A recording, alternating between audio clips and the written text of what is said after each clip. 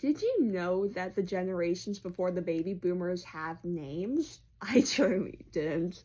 Starting with what I could call Gen O, the compromise generation, these were people who were babies when America was owned by Great Britain and were children when the Declaration of Independence was made. The transcendental generation, I think is how you say that, made iconic contributions to American literature and the Second Great Awakening across America, which was a Protestant revival movement which sparked numerous other reform movements, including the abolition of slavery. The Gilded Generation saw huge progress in industrial growth, but also huge inequality in everything else, like the social classes and education. The Progressive Generation were at Gen R.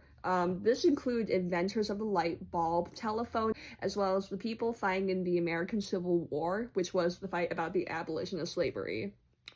The missionary generation were living in the aftermath of the Civil War, and a time everyone turned to spirituality and religious crusades for answers, which is why they are missionaries. The Lost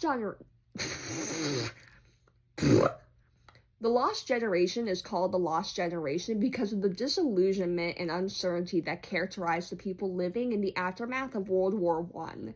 This generation is also mostly the people who caused the stock market to crash. Stock market, geez.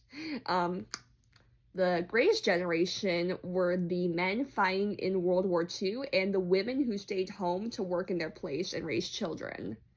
The Silent Generation were children during the events of World War II, and they were raised on the frugality of the Great Depression. They're called the Silent Generation due to the lack of cultural movements that happened since everyone was more focused on just making it to tomorrow. Baby boomers were the huge amount of babies born after World War II who would grow up to participate in the Civil Rights Movement, the Vietnam War protests, and the feminist movement.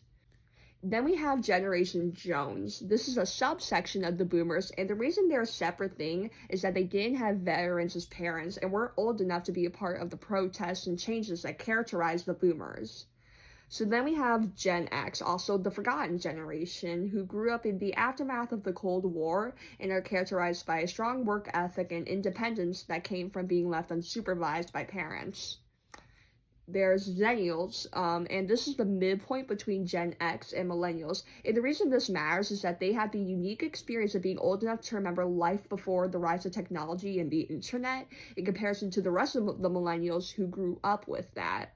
As said, the Millennials, Gen Y, is characterized by people being born during the rise of technology and the internet, and some of these people were barely young adults when the 9/11 attack happened.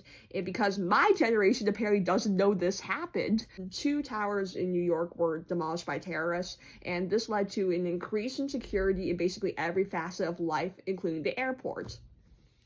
So Gen Z, Zoomers, my generation.